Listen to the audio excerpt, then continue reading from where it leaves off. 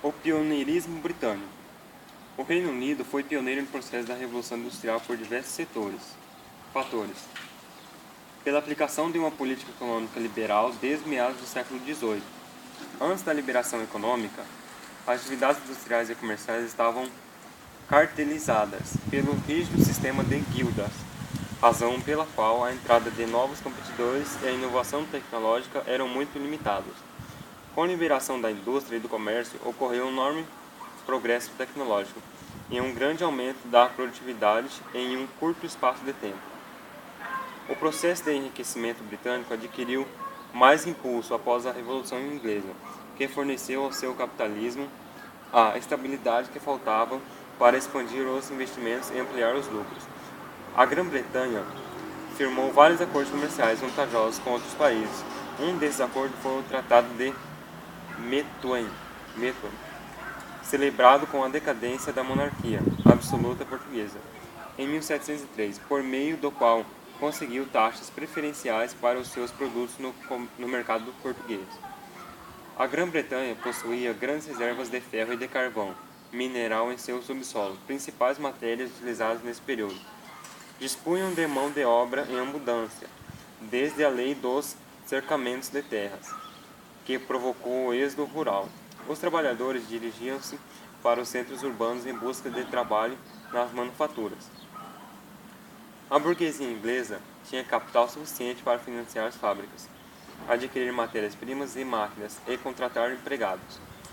Para ilustrar a relativa abundância da capital que existia na Inglaterra, pode-se constatar que a taxa de juros no final do século XVIII era cerca de 5% ao ano. Já na China, onde praticamente não existia progresso econômico, a taxa de juros era cerca de 30% ao ano.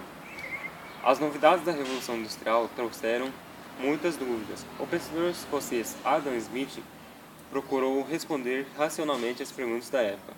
Seu livro, A Riqueza das Nações, 1786, era considerado uma das obras fundadoras da ciência econômica. Ele dizia que o individualismo é útil para a sociedade. O motor a vapor. O motor a vapor de James Watt, alimentado principalmente com carvão, impulsionou a Revolução Industrial no Reino Unido e no resto do mundo. As primeiras máquinas de vapor foram construídas na Inglaterra durante o século XVIII. Retiravam a água acumulada nas minas de ferro e de carvão e fabricavam tecidos.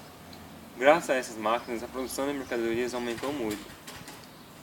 E os lucros dos burgueses, donos de fábricas, cresceram na mesma proporção. Pois isso, os empresários ingleses começaram a investir na instalação de indústria. As fábricas se espalharam rapidamente pela Inglaterra e provocaram mudanças tão profundas que os historiadores atuais chamam aquele período de Revolução Industrial. O modo de vida e a mentalidade de milhões de pessoas se transformaram numa velocidade espantosa.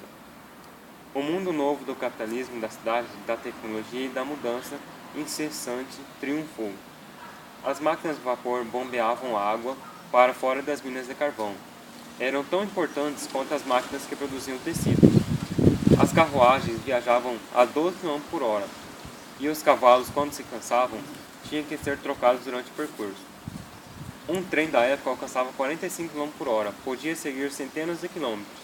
Assim, a Revolução Industrial tornou o mundo mais veloz.